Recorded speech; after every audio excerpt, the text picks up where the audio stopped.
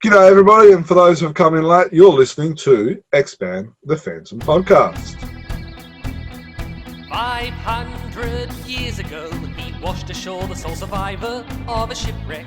And upon the skull of the man who killed his dad, he said, "I'm mad, I must eradicate piracy, injustice and cruelty, and all my sons will follow me, so evildoers will believe that this man cannot die." The Phantom, the ghost who walks. The Phantom, enemies beware. The Phantom's always there, but you won't find the Phantom.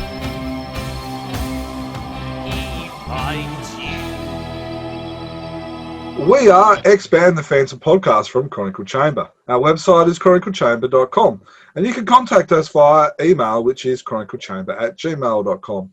You can subscribe to us via YouTube, iTunes, or various other Android apps. This is episode 171. We've titled this, What Would You? And my name is Jermaine, and tonight, I am joined by Stephen. How are you, mate? I'm good, buddy. It's only been 171 episodes. Everyone can forgive you for tripping over Android. It doesn't matter how many. We'll be close to 100. It doesn't help that you've added a typo and you're probably on the run sheet. Let's blame that. I'll fix that in the in the run sheet. So next time when we copy it, I won't stuff up on that one. But yeah, no, it's good. Are you? For those who don't know, you're in Melbourne or in Victoria, which is seeing a little bit worse of COVID in Australia. So are you all back at school and everything? Yeah, I'm not in Melbourne, I'm in Ballarat. So Melbourne still. We still have a few restrictions. We've got to make sure we wear our masks and stuff when we go out. But we've pretty much got free rein around regional Victoria. We can't leave the state, and we can't go into Melbourne unless we have a very, very good reason. And the Melbourneites can't get out this way. So, a quick question for all the Melbourneites. Does this mean you finally lose Melbourne as the most livable city in the world? I think everything's on hold this year. Fair enough. Now, Dan normally joins us for the podcast, but he's having a well-earned night off tonight. Frankly, I think it might be because his football team lost the unlosable game by having all the finals in Brisbane. But all jokes aside, Dan, like yourself, has been quite a stressful year for a lot of people, especially for teachers. And he decided that he just needed a quiet one. And we do try and do family first and our personal health and all that type of stuff first. So big shout out to Dan. I hope you enjoy listening to the podcast. And I'm sure as we argue, you will probably, like a lot of our other listeners, will probably disagree with us. And so if you do disagree with us, you can tell us why you disagree with us via our social media. We're on Facebook, Instagram, and Twitter. Or you could email us as well.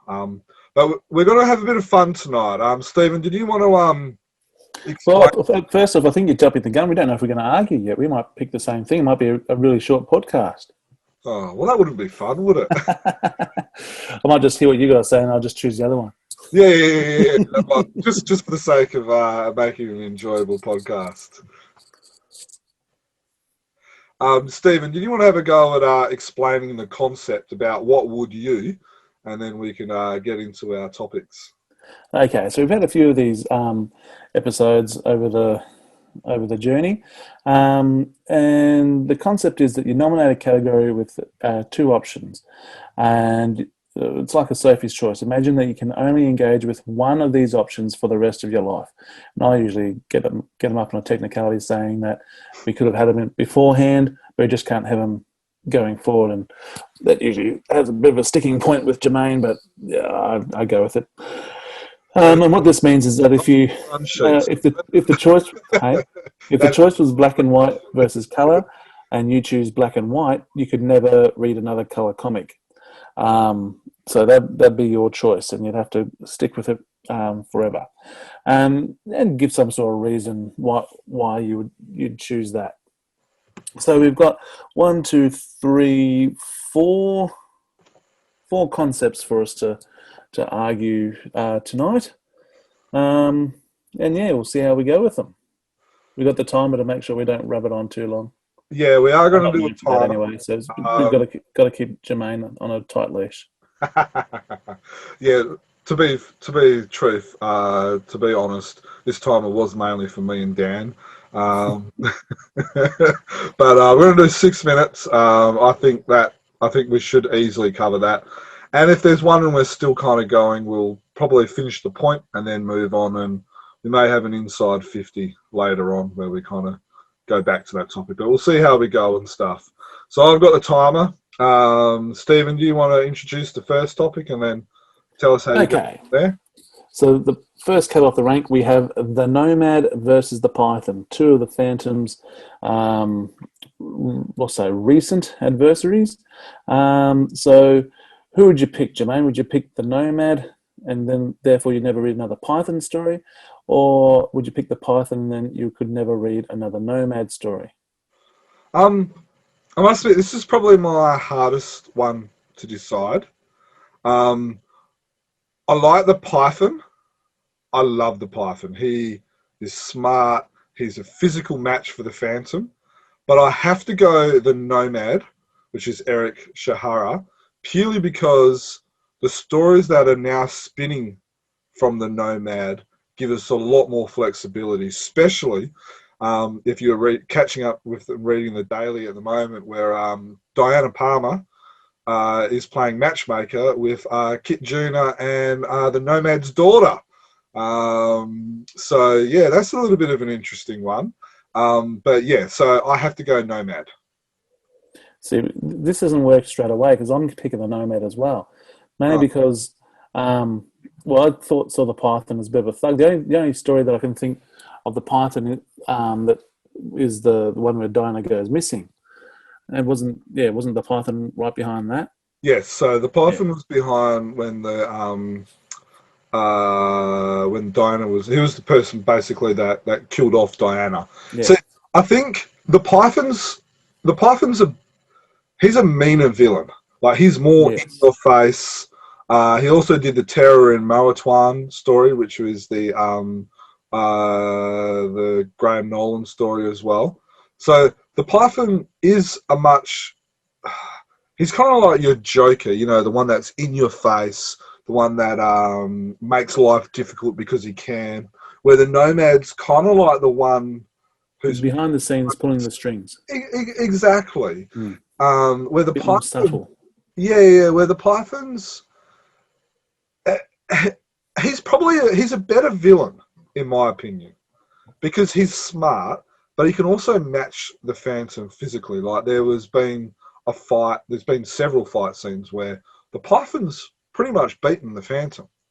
See, that's why I went for the Nomad, because I just saw the Python as a bit of a thug. Yeah, he was a clever fella, but to me, he seemed like a thug. Yeah, I see where you're coming from, but maybe I'm talking myself into the Python. I prefer the Python as a villain, but I prefer the stories that we've had, and I think there's more flexibility with the stories with the Nomad, like with the wife and the daughter, and especially if it gets... there's more you can do with the Nomad. Yeah, but I think the Python is a greater adversary than the Nomad.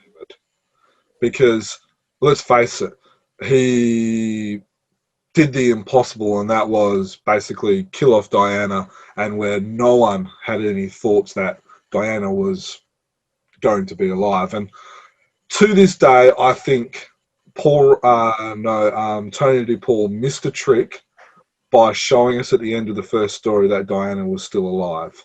I would have loved if that was not included, and we had to go all the way for those 2 years thinking, along with the Phantom, that Diana was dead. Because we would have gone through that roller coaster with the Phantom, and that would have been epic. It would have been frustrating at the time, but Yeah. it would have been epic. See, at the time that story was going on in the newspapers, my local newspaper didn't have it, and I don't know, and I probably wasn't up with the Comics Kingdom website or anything like that, if that was a thing back then. So I didn't read that until I got it in through. So my roller coaster was only a short little one. Yeah. So, okay. So that's my answer. My answer is the better villain is the Python. The one with the better stories, from a future perspective, is the Nomad. While we're talking about that, what do you think about the idea of the Phantom marrying the daughter of the Phantom's arch nemesis? That I don't mind, but yeah, I don't mind that happening if it's good for the story and if they actually do fall in love with each other. You don't want you don't want someone playing matchmaker just like it's the Middle Ages or something like that. Or Don't like want an arranged marriage. Yeah, or like type the of thing. 1950s when Diana was getting matchmaked with from her grandfather, Yeah. Isla or whatever her name was. I must admit, it could make an interesting. It could be another interesting story, like having to explain to the Nomad, yeah, by the way, I'm marrying, Heloise's brother. So that could be quite interesting, and it brings the Nomad back as well. Oh yeah, there's plenty of opportunity for him to come back with his daughter, and also with what's the Amara, is that her name, the wife? And I reckon she's going to turn. I reckon Oh, she's bad. Bad. I reckon she's going to follow on from her husband's footsteps. That did not go well, and I'm not sure if that's where Tony DePaul's going with his writing, but it seems like she's she enjoys the lifestyle as well, and yes, yeah, she may not be a part of the business, but she enjoyed the money. Yeah, so she had no qualms in getting that money. Yeah, so it'll be interesting how that goes, and I reckon it might even be better if our 6 minutes is up, so we'll quickly finish. But I think it might be better if she finds out that the Walker family and the Phantom are the same. Because I reckon that will make it a spicy, because then she can get the old gang back, and Phantom has to go through it all again, and then Diana's and Heloise. So I reckon we got to bring the family back. All right. So I think we're agreeing that the Nomad are the stories that we couldn't do without. We could do without the Python, even though they are great stories, but we'd really like the Nomad going forward. So let us know what you think. Did you agree with us? Maybe, am I putting words into Jermaine's mouth by looking at his little the way he's looking now in the screen? Put your comments or put your replies in the comments. Awesome. So the second topic that we're going to do is, whose stories would you rather read and have? Well, you can't have the others. So it's either Claes Reimerthi or Michael, who was his pen name? Thierry's. So this is things like, the Labunga series, Sandal Singh, and he's probably the third most prolific writer, or Norman Walker, who was probably Claes Reimerthi in the 70s and 80s before Claes Reimerthi. So Norman Walker did classics. I think he did like the Golden Rune series, Ibis Mystery. I've just got to quickly go through and find some others. There's about 120 of them. I checked this afternoon because this is the one that I had to think hard about which one to go with. He did a lot of the Avenger from the Sea, the Imposter, the Storm, the Pirates of the Red Dragon, which is one that most people will remember, the Unknown Commander, Flame, Julie. So he did a lot of stories with strong females as well. Mystery of the Golden Rune that we talked about, The Last Unicorn series, The Test, which is the one that a lot of fans like. So there's a lot of good ones in there.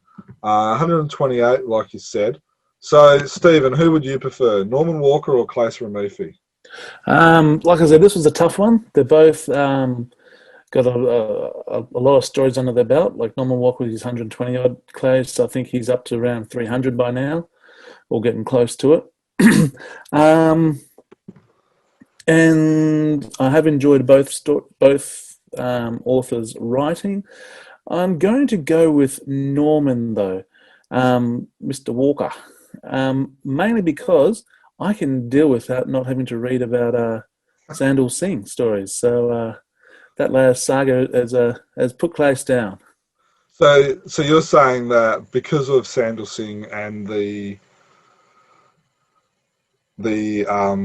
where we're not 100% sure, we've got a fairly good idea that Yes. Sandal Singh did raped the Phantom, but we're not 100% sure. So you're saying that has basically tipped the balance over to Norman Walker.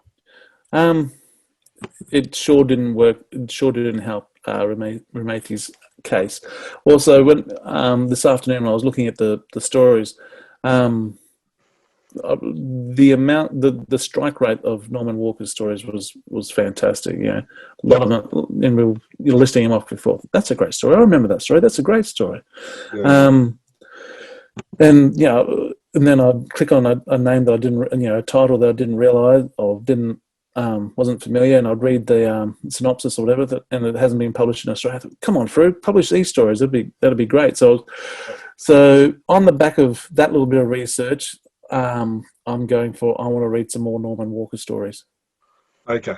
Now, this was the second hardest one for me, like, because I enjoy Norman Walker. I personally think Norman Walker, like I said before, he was the Claes Reimerthi before Claes Reimerthi. But I'm just going to rattle off a few stories. Like, I don't completely agree with your Sandal Singh, in the sense that I don't think that should count against him. But I take your point. But I'm just going to give you some other. He wrote it. You got to, Yeah. You got where was it? You got The Rose of Cario, Death in the East End, Black Glove. Where was it? The Raid in Sanlol, Duel to the Death, The Mysterious Prisoner, which is some stories about the Phantoms, the first Phantom's half brother. Yeah, but I've read a lot of his stories. I haven't read all of Norman's, so Cleopatra's. I'll do without reading him anymore, and I'll read Norman's. Election in Bengala, The Triads. Triads, yeah. Death of Lubanga, The Golden Fleece.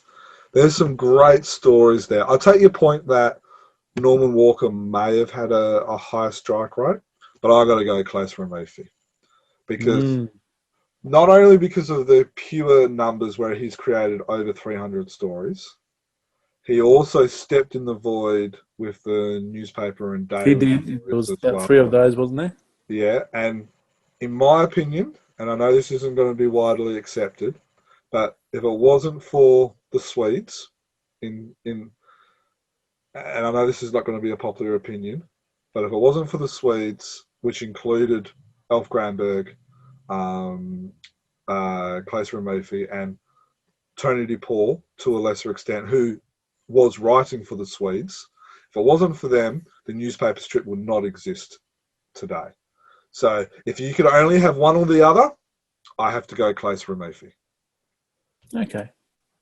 However, if I was to argue that point, I would say that Claes Reimerthi is only doing what he does now because of the work that Norman Walker put into the Phantom. He's standing he's standing on the shoulders of giants, so to speak. Yeah, and it's easier to kind of. It could be argued that it's harder to establish all that. Yes, it is. Yeah, afterwards, but I still think pure numbers, it has to be Claes Reimerthi. Okay, so you've heard our opinions. What's yours? Are you Team Norman or Team Claes? So let us know in the comments. Put a hashtag on it, see what happens. All right. Now, this one, I get the feeling we're probably going to choose the same one. If you could only go to one for the rest of your life, would it be go to this supernova or any supernovas, or you could only go to like a Lee Falk Memorial Benguela Club Explorers dinner? When you say supernova, do you mean any sort of Comic Con, or do you mean the supernova that's the Let's just Phantom? do it any. Let's make it even harder. You go first. Okay. I'm going to have to go to dinner. Now, I love supernovas and I love going and finding other new artists and seeing the talent and stuff like that. But let's face it, the majority of the Phantom artists would probably only go, that go to the supernova also go to the Lee Falk dinner. I've been going to dinners for about 10 years or something like that. And the friendships that I've established through the dinners and the stuff that I've got at the dinners probably far outweighs the stuff I've got at Supanova. Now, what about you? Can I plead the fifth because I want to keep going to the dinners? Well, I've only ever been to one and it was great. Yeah. But I've been to more supernovas and, I've only been to the one of the supernova up there in Sydney. But it's a whole family affair. I could take the kids and stuff, you see, to the ones down here in Victoria and all that sort of stuff. So I'd have to say I'll go with the supernova. Ooh. So what's the Having said that, I want to keep going to the. Well, luckily, Sophie's, we're not presented with a real Sophie's choice. So for you, is taking the family a big thing in your decision? Well, it would be. Not all the family are into it, but I know that my youngest, he's keen on it. I've taken him to things before. I've taken Tom to things before as well. So it's just good to pass it on. Yeah. Yeah. No, you're right in that the supernova it's more family friendly than a Lee Falk dinner. It's easier to pass on the interest because at the Lee Falk dinner, they're probably only going to be interested if there's like a Phantom interest, but where, like for instance, if he's interested in Spider-Man and stuff like that. But if I had to be selfish, and let's be honest, you are. When you're an addict, you kind of are selfish. And let's face it, a lot of people that listen to this podcast are addicts. The Lee Falk dinner wins hands down for me. Yeah. See, well, for me, the Phantom is number one, absolutely. But I also go out and I check out other things as well. I've got I don't know if it's easily accessible at the moment. If I've got one to hand, but I've got Batman, and some Superman, and that sort of stuff. So I'll branch out and get a few different things as well. Well, I got so for instance, the first time I ever met Paul Mason was actually at Supanova. It wasn't at a dinner. It was actually before, I'm talking about 5 years plus maybe, before he even worked on the Phantom or something like that as well. So it was kind of like, I think at the time he said I was the first paid commission of the Phantom he ever drew. So, right. So that's... You're his warm-up for Kid Phantom. Yeah, that's the beauty about Supanova, is the fact that you can get artists and you can see artists before they even are around, like or before they do stuff for the Phantom.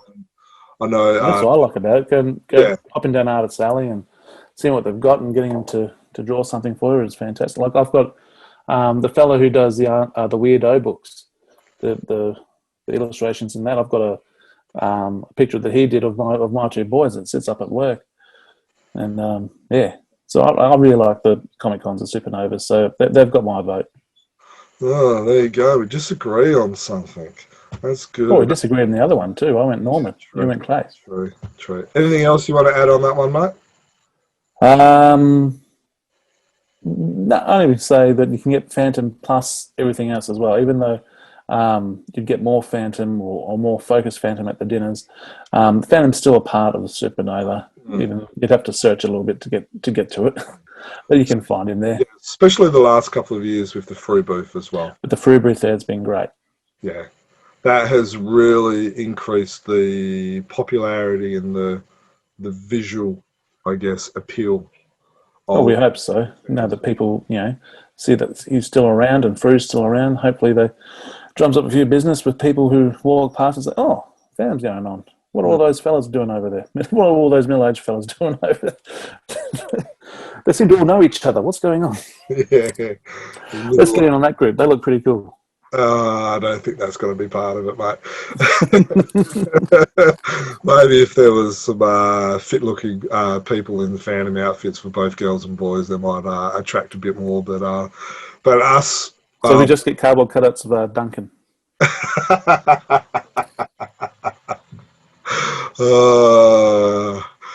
G'day to Duncan. I'm looking forward to reading your new stories, Duncan. Yeah. And when you listen to this bit, tell us how you're going with your Phantom outfit. Let us know if you've got it ready again for the 2021. Awesome. All right. So I'm interested in this next topic. If you could go back into future and only had the opportunity, back in the future. I mean, back in the past, and you could only interview one of these people for a podcast between Lee Falk or Ray Moore, who would it be? This one was tricky. And I went with Ray Moore because I seem to be able to find a lot more stuff, like interviews and whatever, with Lee Falk. And I haven't seen as many with Ray Moore. So I thought that might be a good way to go and to decide on that one. Even though I'd love to have a podcast and, sit down and have a great interview with Lee Falk, if I've got to choose, I'd go Ray Moore. So you're saying from a pure journalistic point of view, putting on your chronicle yeah, because I'm such a putting on your chronicle chamber journalist hat with the ability to be able to maybe find out a tidbit and ask him questions that, like you said, there's next to no interviews about him. So what would your question be if you had to ask Ray Moore? For me, my question would be, A, did Lee Falk actually draw anything? B, can you tell us a little bit more about the contract? Were you signed as a co-creator? And I would love to learn about that type of stuff. I'd like to learn more about him. And I'll probably, if I went for a Google search, I'll probably find it. But the information about Lee has been quite prevalent, and you find out, he wrote all the he's working in the theatre, he's stuff with Mandrake and all that sort of thing. And whatever, everything else he's written, that's been written about him. But as I said before, I don't know anything about Ray Moore. Apart from, I think, was he using photos of different scenes to help him with his drawing? Was that him, or was that? That was Wilson McCoy. See, I even got that wrong. So, and also, and I've only thought about this in recent years, because when you think old Phantom, you think I tend to think Cy Barry, because he's like everyone says, the classic look. Then you look at the old stuff, and I just remember it being simplistic, and then I thought, because I kind of wrapped up Ray Moore and Wilson McCoy in one in my memory, and which I don't shout at your speaker. I know they're completely different, because reading the some older Frus or some reprints, and then you read the Ray Moore stuff, and a lot of the comments saying it's a darker or more mysterious type of artwork, and I really like his artwork. And completely different to Wilson McCoy, and shame on me for lumping them in together as the same. So I'd really like to hear more about Ray, and and how he got into his craft and what have you. So before, when you said about his modelling, he did use his wife Claire as a model for Diana. Mm-hmm. He had like a little clay head that he kind of moulded. I believe it was actually done by Wilson McCoy, and he would be able to spin it to be able to get the profile for all his images. And something I learned just recently is I believe there was one for Diana as well. You just said that. Yeah. Oh, sorry. No, an actual model clay. Oh, right. Yeah. So yeah. So now I would love to be able to. So from a journalistic point of view, or a historian point of view, I would have to go Ray Moore, because you're right. There's next to nothing, and I would love to be able to say, "Hey, I'll go back into the past and I'll do a podcast with Ray Moore." We got Ray. I got Ray. Now, how would that be for a exclusive? So I would love to be able to do that, because there's so many questions about, that type of stuff. But in saying that, I would have to still go with Lee Falk, purely because, and I could be quite anti Lee Falk, or not put Lee on as high as a pedestal as what probably a lot of other fans do. A lot of fans think that it's, God, Jesus, the Holy Spirit, and then Lee Falk. Or that Lee Falk's, God's second child. Well, I'm not quite at that level where, I have an altar to him and instead of Hail Mary, it's Hail Lee. I'm not quite at that level.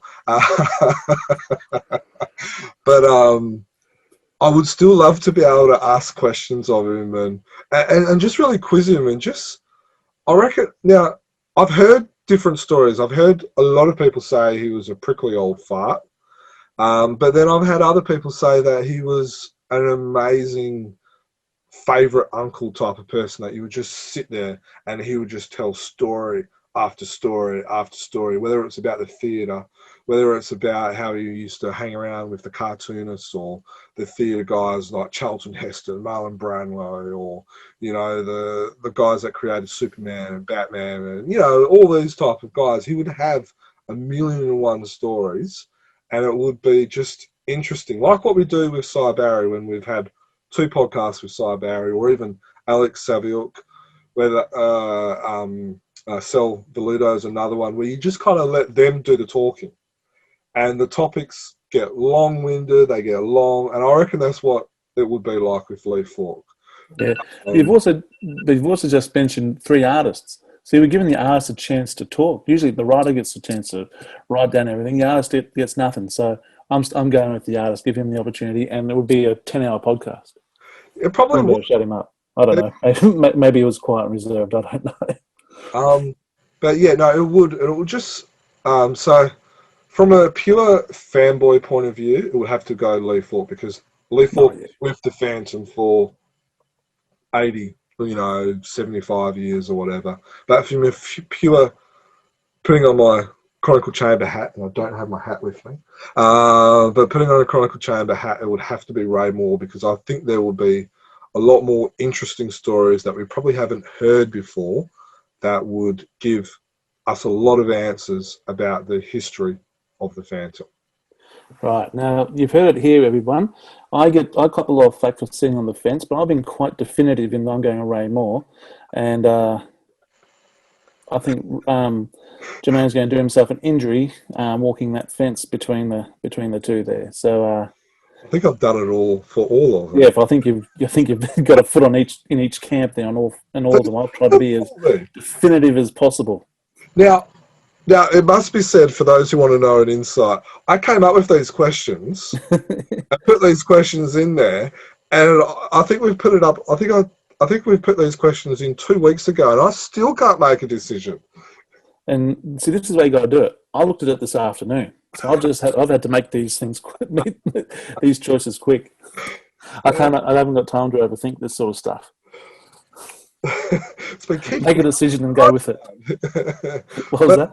It's been keeping me up at night. Do I go to the Nomad or the Python? Can I still have both? How can I have both? Or what about Claes and Norman? I love Norman, but I also like what Claes has done.